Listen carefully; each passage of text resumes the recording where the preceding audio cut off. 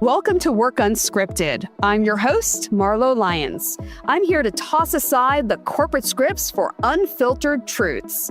We are tackling real work challenges with no sugarcoating, providing you with the strategies to thrive and find fulfillment in your career. It's time to turn the page. It's time to be unscripted. This has been such an incredibly difficult time for so many in Los Angeles. I don't even know what to say at this point. I mean, we have parents, kids, employees, employers, all dealing with this incredibly difficult moment. And I saw some of my favorite restaurants and businesses in LA are gone. Homes are destroyed. Schools are destroyed. Businesses destroyed. Parents are trying to be brave in the face of destruction and loss. And some people may find comfort in just the surviving. You know, we're together. We're going to be okay. But inside, maybe they're really struggling more than they let on. When change happens, whether it's watching your home or even your neighbors' homes go up in flames, losing a loved one, or being fired from your job, or losing your job because now the business is gone, each person's experience is completely different. And there's no one right way to be. And each experience is personal to each person. So no one experience can be compared to another because it's about context, it's about feelings, it's about impact on the individual. All we can really do in any situation where there is change is try to adapt to the change. But how can you even think about adapting in such situations like this, where there's fire devastation in LA, or when you've lost your job and you have bills to pay? Change is going to happen. Good and bad things are going to happen in life and in work. And we've been watching it on the news every week. Wars, fires, death, destruction. Change is the only constant in our lives. And there's a secret sauce to adapting to this change so that the change isn't as painful. And that is developing resilience. I know, resilience, super buzzy word, right? But we can't control the change. The only thing we can control and develop is our resilience to change. And this type of devastation in California is the ultimate test of developing resilience. Resilience is what connects all of us. It's something we need to have in our lives, and it's something we need to help others develop, because change and difficult circumstances will continue to happen. And those changes impact overall our ability to move forward. And when at work, it means being productive or engaged. But when it's in our personal lives, it means being able to function. Resilience is needed to combat stress and overwhelm and exhaustion. And it is the answer to adapting to change. So what is this buzzy word, resilience, and how do you develop it? Well, resilience is the capacity to recover quickly from a difficult experience. Difficult experience can be any adversity or trauma or tragedy or threats or change, and even significant sources of just stress. So let me say that again. Resilience is the capacity to recover quickly from a difficult experience. The most important word in that sentence is capacity. If you are exhausted every day, all day from your job or from life, you don't have the capacity to be resilient. You don't have the capacity to brush your teeth, let alone adapt or accept something really bad that may have happened every day or that day. Even if you have the ability to recover, your lack of capacity may prevent you from recovering and keep you in resistance. So when you think about the fires in California or something tragic that happened in your life, were you already so burned out, so exhausted before that change happened? Were you already out of capacity? If you were, it most likely took you longer to recover. Did that lack of resilience impact everyone around you? Case in point. So a few nights ago, I walked into my daughter's room without knocking, and we all have a knock rule at our home to show respect. I was exhausted, like eyes tearing, going to fall asleep the second my head hit the pillow, exhausted. So I walked in to kiss her goodnight, and she said, "Mom, you didn't knock." And I said, "Oh, I'm sorry. I'm really tired." And she said, "But Mom, I want the same respect I give you when I knock." And I said, "You're right. Yes, I know. I'm sorry." And then she kept harping on me. And I said, I get it. I'm tired. I said I was sorry. Yep, tone and all. Not okay. I kissed her goodnight. And then, of course, I just went and passed out. And then the nightmares about it began all night. I had not 1 ounce of capacity left, no gas left in the tank. I was literally on empty. Is that an excuse? No, it's not an excuse.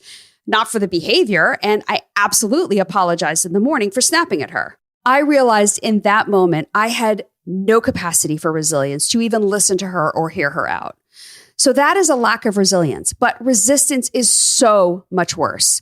So resilience is overcoming and adapting, and resistance is fighting or refusing to accept. Being resilient or learning how to be resilient takes less overall emotion and mental energy. You're not actively fighting against something, but we need to have the energy, the capacity to be resilient. This isn't just accepting, oh my God, it is what it is. It is what it is. That's the mindset I'm going to have. That's actually a sign of less resilience. I love this quote by Elizabeth Edwards. She was an author and a healthcare activist. She simplifies it. Resilience is accepting your new reality, even if it's less good than the one you had before. You can fight it. You can do nothing but scream about what you've lost, or you can accept that and try to put together something that's good. That's what you hear from the people in Los Angeles saying, we're okay, we're alive, we're safe, we have our pets, we're going to be okay. That's resilience. It doesn't mean you forget or move on or you're sad for what you lost. It means you overcome and you accept. This is why you can see people who are grieving the loss of a loved one still smile and laugh and go out and once again live their lives. They haven't moved on per se or forgot their loved one, but they can still be resilient and accept their passing and move forward. So how do we all become more resilient in the face of a difficult experience? Now, this may seem counterintuitive, but hear me out. You need to sit in the resistance to find resilience. And the kind of sitting I'm talking about is pausing to understand what kind of resilience you need. There are multiple kinds of resilience, and they all overlap in some ways with each other. But the 2 big types, I call them the parent types of resilience. You may know about these. They are emotional and mental resilience. So emotional resilience is your ability to manage your moods, your feelings, and your emotions in response to the stressful or unexpected situation and crises. And as soon as that change hits, you may think to yourself, how is this going to affect the people and the things that I care about? What does this mean for me? You may feel it in your body. You may feel the tightening, the stress, shoulders to the ears, lack of sleep, that type of tension that just won't let you move forward. But how you manage your emotions by not pushing them away and breathing through them, experiencing them, that is emotional resilience. Mental resilience is your rational thinking, right? Your decision making, managing the difficult situation on a factual level. You may ask yourself, what are the steps I need to take to recover? Or how will this affect our overall business? Or who do I need to call first, second, third? You're basically doing mental gymnastics to make the change make sense to you on a logical level, and you're working on a plan to recover.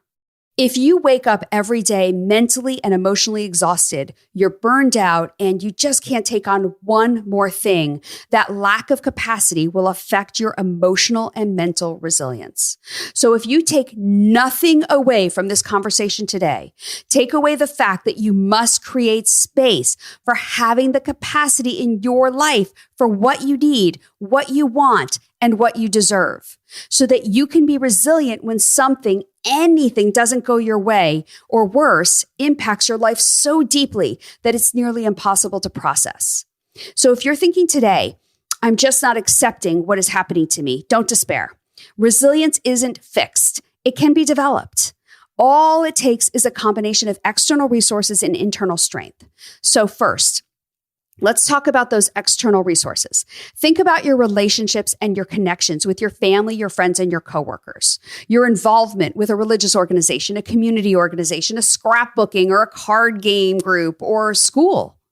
We all seek meaningful connection, and the deeper the connections we have, the more resilient we will be. Find that group or that one person who will listen to you, someone who will not enable that pity party, but will help you take that baby step forward each day. Then you have someone who will call you out on your complaining, your wallowing, and will sit in your resistance with you and help you examine what you need to become resilient. Also, look around. Are you in an environment, especially at work, where you feel safe? Because psychological safety is critical to resilience. You are expending energy every day just getting through your day in a place where you are not psychologically safe. And that depletes your capacity that we're talking about that is needed for resilience. If you are not in a safe environment, think about what you can do to make it better or what your plan is to make a move. Finally, consider leaning on your company's resources. Some companies have an employee assistance program that includes counseling or coaching or benefits that help you when you're in the middle of a challenging experience. You will also need internal strength to help you develop resilience. First, you're going to need to believe in yourself and your capabilities. That's your self-confidence. Do you know what you want? Do you know what you need? Do you know what you deserve? Do you know that you can influence how things will turn out? And can you beat down that little negative voice in your head that is filling up your capacity reservoir? This is so important. I remember when I was leaving my last corporate job, those negative voices made me start to look for a new job instead of going out on my own in my own business, which is what I wanted to do. I was panicked. I had to not just believe, I had to know that I could do it. So reflect on a past experience where you found a way through it to acceptance. You are capable. So don't let those negative voices stop you from believing in yourself, whether it's solving a big problem or losing weight or getting promoted or finding a new job, rebuilding a house, finding shelter, and know that you can do what you set your mind to do. Second, being adaptable. Seems obvious, right? But this is about your ability to look at the bigger picture and problem solve without giving up. Basically, bad things are going to happen at work and in life. A project gets ripped away. Someone talks to you in a way that feels demeaning. You weren't invited to that important meeting. You have work piling up on your desk and your house just burned down.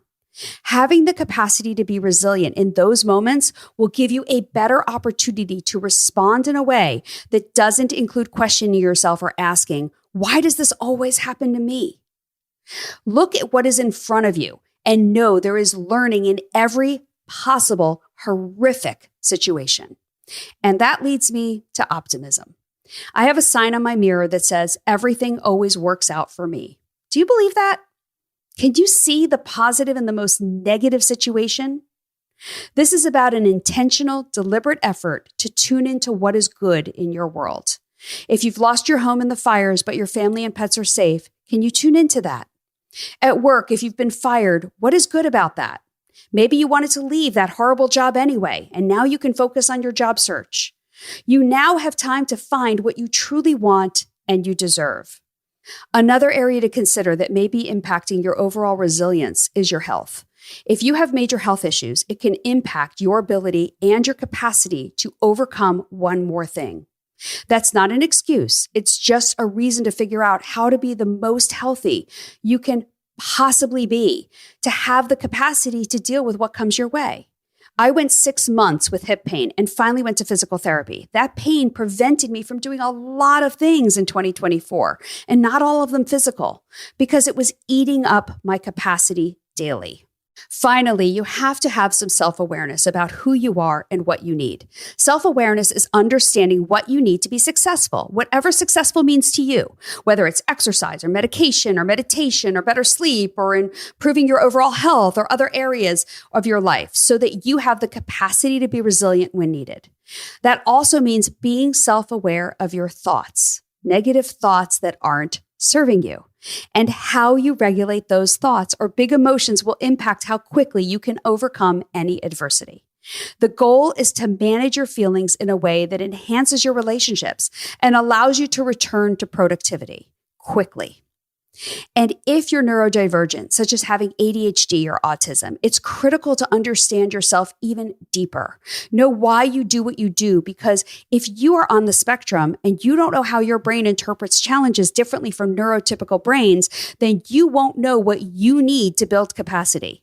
So spend time figuring that out, because it may take more effort on your part for emotional regulation or other areas of internal control that can steal your capacity for resilience. So those are all the factors that impact resilience: your relationships, your environment, your resources available to you, self-confidence, adaptability, overall health, and self-awareness. So working on those to ensure they are as strong as you can be helps you with your resilience when you need it. And if you are dealing with a difficult situation today, a difficult circumstances, look at those factors and where can you work on right now to help you overcome. This is where the power of the pause comes in. When something challenging is happening in your life, then stop and dig deep to understand how it made you feel. This requires introspective thought and, quite frankly, dedicated, uninterrupted time to think and be still with yourself. Be within your own thoughts. This is the hard work. Don't push it away or dismiss it. Yes, it can be uncomfortable. And that is why we are all so busy all the time. So we don't have to sit in it and be uncomfortable. We just hope over time that resistance will go away. But if you don't stop, you don't pause, you will be in resistance longer. And that is much more uncomfortable than being able to move into resilience. So what do you do in this pause? You stopped, but then what do? You do 3 things. 1, you check yourself. You transform that negative event into a positive opportunity. Pausing allows you to question yourself and understand. Taking what happened and projecting what you think is going to happen next will only keep you in that corner of resistance where you think it's safer than actually having to work through the resistance to understand it and learn from it. There is learning in everything. Next, you want to evaluate your values. What is important to you? And how can you build coping strategies around your values? If your values are fulfilled, you will feel fulfilled. You will feel in alignment. Are physical things important to you? Maybe they are, but I bet if you dig deep, you'll find connections and family may be more important to you. And if family is important to you, lean into that. Is work important to you? For many, it's very important. But is family more important to you? For example, one of my clients told me that she was exhausted and frustrated. Every night, she races home, she's going to make dinner, and she wants to eat with her family. And yet, every single night, her boss calls her right in the middle of dinner. She loves her job, loves it. But every single night, she is infuriated. Why? Because having dinner with her family is important to her. It's a value of hers. She needs that time to connect with her family, uninterrupted, even though she loves her job too. But once she recognized it was a value and that her frustration would never change as long as she felt that pull to answer the phone, she could come up with a plan to move out of frustration and resistance. In coaching, she realized she could focus the plan on what is important to her, not what her boss is doing to her. So the conversation with her boss sounded something like this. Hey, every night I eat dinner with my family between approximately 5 and 6:30. So I wanted to let you know that I won't be answering the phone during that time. I'm happy to call you back after the kids are asleep if you leave me a message that the situation is incredibly urgent. Otherwise, I'll just deal with the matter in the morning. She felt immediately better. That's why it's critical to know why it's so important to you to help you move from resistance into resilience. And the third thing you need to do, prioritize self-care. Pausing is part of the self-care because it allows you to think, what do I need right now? Truly need. And then prioritize that self-care. In the absolute worst of situations, you may think that you don't have time for self-care, but this is the most important time for self-care. Some people may need to take a walk during lunch or time to meditate or need a massage or to get their nails done. Some people need to chat with a friend or turn off the news or decide you can no longer sleep next to your snoring partner and need a separate room. I digress. Figure out what gives you energy and brings you peace. during the difficult circumstances. Engage in that self-care and never, never, never, never feel guilty about it or bad about it, because that will help you rebuild your capacity. Repeatedly pausing before and when a difficult experience happens will allow you to not only rebuild your capacity for resilience, it will also help you understand exactly what you need to move forward. So check yourself, get rid of those negative beliefs, turn them into positive opportunities, and deeply understand your values, and then focus on what is most important to you. And finally, prioritize your self-care. All of them are critical for building that capacity for resilience. What I hope is as you work through any difficult circumstance in your life, you pause, you give yourself grace and kindness on how long it takes to overcome and adapt to any challenging situation you're dealing with today or one that may come up in the future. I promise if you take these steps, you will find resilience faster. And resilience is so much better than resistance. The journey is yours. Work Unscripted is produced and edited in partnership with the team at Palm Tree Podco and 21 Digby. The content for this week's episode was created by me, Marlo Lyons.